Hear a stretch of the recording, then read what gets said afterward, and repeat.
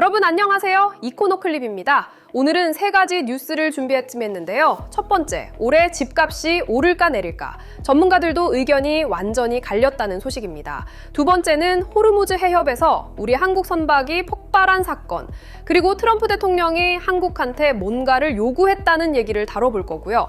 마지막으로 어린이날에 장난감 대신 삼성전자 주식을 사달라는 아이들 이야기. 재밌는 소식도 함께 준비했습니다. 바로 시작하겠습니다.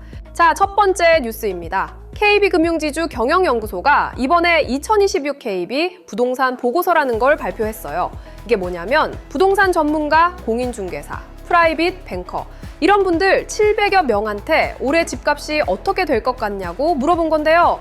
결과가 아주 재미있습니다. 전문가들은 56%가 상승을 전망했고요. 공인중개사들은 54%가 하락을 전망했어요. 거의 반반으로 갈린 거죠.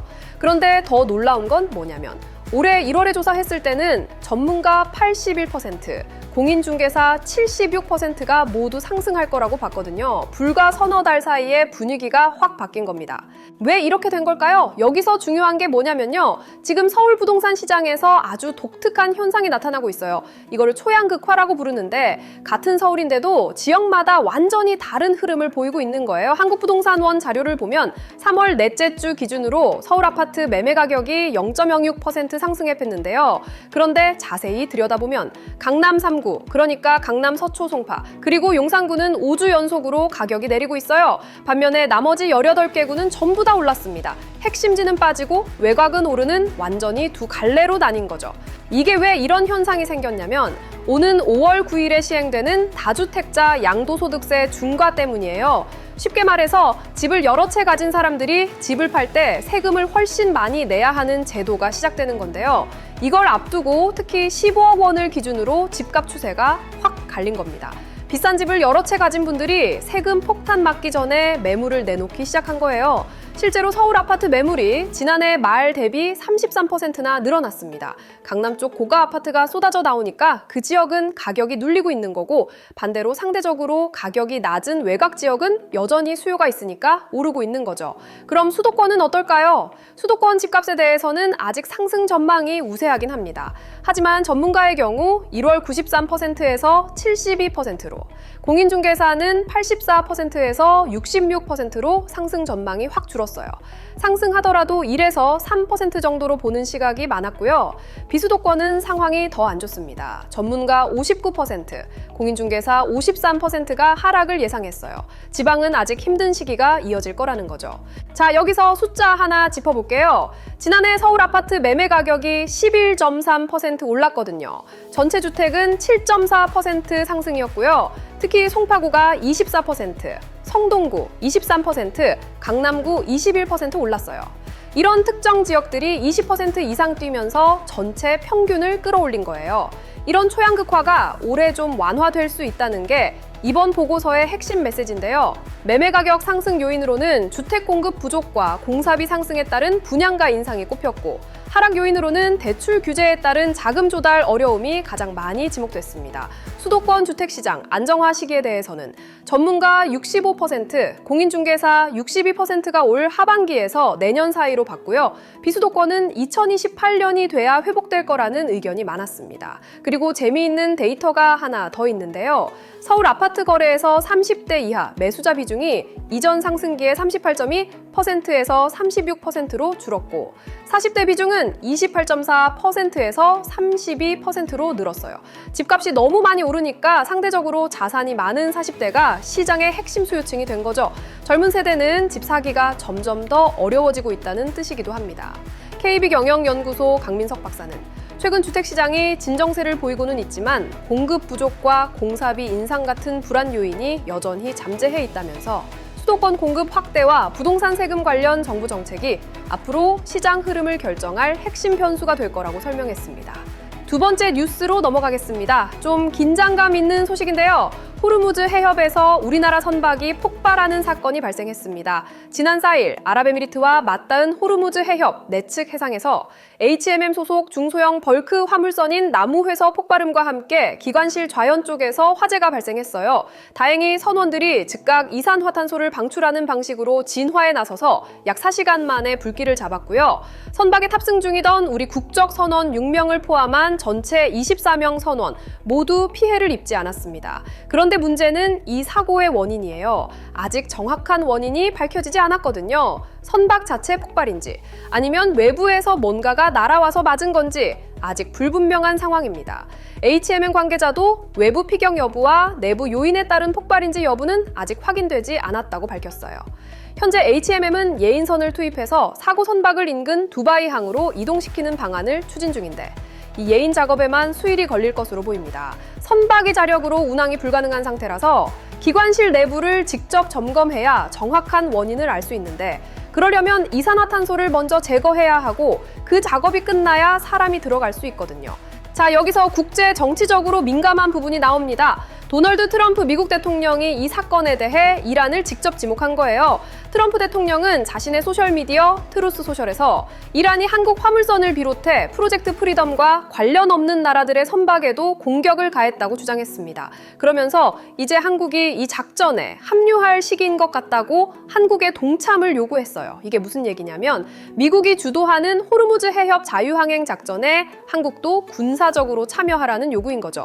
호르무즈 해협이 왜 중요하냐면 전 세계 석유 해상 운송량의 약 5분의 1이 이 좁은 해협을 통과하거든요. 여기가 막히면 국제 유가가 폭등하고 우리나라처럼 원유를 거의 전량 수입하는 나라는 직격탄을 맞게 됩니다. 반면 우리 정부의 반응은 상당히 신중했어요. 외교부는 이란을 지목하거나 항의하지 않았고요. 폭발과 화재가 발생한 것에 대해 우려한다는 입장만 냈습니다. 청와대는 트럼프 대통령의 제안에 대해 주목하고 있다고만 밝혔고요. 외교부는 사고 직후 김진아 2차관 주재로 중동 지역 7개 공관 및 해양수산부가 참석한 재외국민보호대책본부 회의를 열었어요. 김 차관은 인명피해가 발생하지 않은 것은 다행이지만 원인 파악과 재발 방지가 중요하다고 밝혔는데 이란을 향한 직접적인 언급은 피했습니다. 이 사건이 경제적으로 왜 중요하냐면 우선 호르무즈 해협의 안전 문제가 국제 유가에 바로 영향을 미치거든요. 만약 이 지역에서 군사적 긴장이 높아지면 원유 가격이 오르고 그러면 우리나라 물가에도 영향을 미칩니다. 또 한국이 군사 작전에 참여하게 되면 이란과의 외교 관계나 무역에도 영향이 있을 수 있고요. 아직 원인도 밝혀지지 않은 상황이라 지켜봐야 하지만 여러 가지로 복잡한 상황이 될 수 있는 사안입니다. 자, 마지막 뉴스는 좀 따뜻한 소식입니다. 어린이날에 뭘 선물할까 고민하는 부모님들 많으시잖아요. 요즘은 장난감이나 옷 대신 주식을 선물하는 부모들이 크게 늘었다는 소식입니다.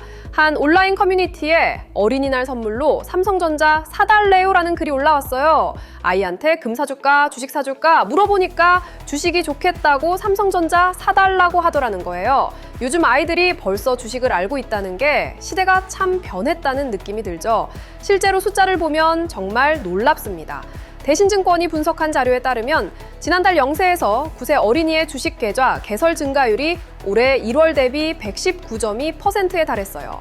불과 4개월 만에 2배 가까이 늘어난 거예요. 신한투자증권 데이터는 더 놀라운데요. 올해 1분기 미성년자 계좌 개설 수가 지난해 같은 기간 대비 272% 증가했습니다.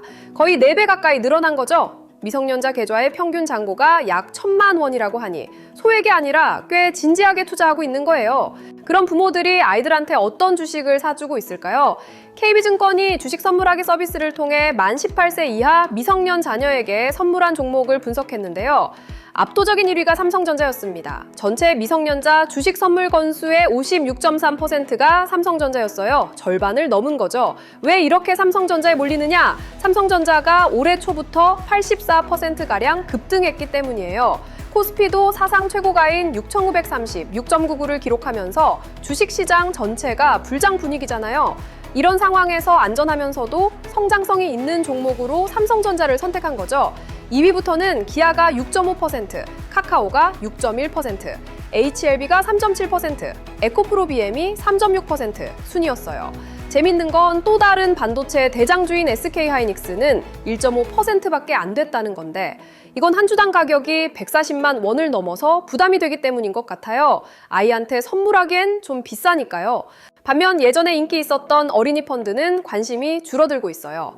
FN가이드 집계로 보면 어린이 펀드 총 설정액이 3,372억 원으로 지난해 말 3,537억 원 대비 4.7% 감소했습니다. 어린이 펀드 수익률이 코스피 상승률에 크게 못 미치는 데다 수수료도 높다는 게 원인인데요. 부모들이 이제 펀드보다는 직접 주식이나 ITF를 사주는 걸 더 선호하게 된 거죠. 이건 사실 아주 흥미로운 세대 변화예요. 예전에는 어린이날에 은행에 가서 적금 통장 하나 만들어주는 게 대표적인 재테크 선물이었잖아요. 그런데 지금은 주식 계좌를 열어서 삼성전자를 담아주는 시대가 된 거예요. 기념일마다 조금씩 사서 목돈을 만들어주겠다는 부모들이 늘고 있다는 건 투자 문화가 정말 일상 깊숙이 들어왔다는 뜻이기도 합니다. 자, 오늘 세 가지 뉴스를 정리해보면요. 부동산 시장은 양극화 속에서 전문가들도 방향을 확신 못하고 있고 호르무즈 해협 사건은 우리 경제에 미칠 지정학 리스크를 다시 한번 상기시켜주고 있습니다. 그리고 어린이날 주식 선물 열풍은 한국의 투자 문화가 세대를 넘어 확산되고 있음을 보여주는 거죠. 오늘도 이코노클립 시청해주셔서 감사합니다. 좋아요와 구독 부탁드리고요. 다음 영상에서 또 만나겠습니다.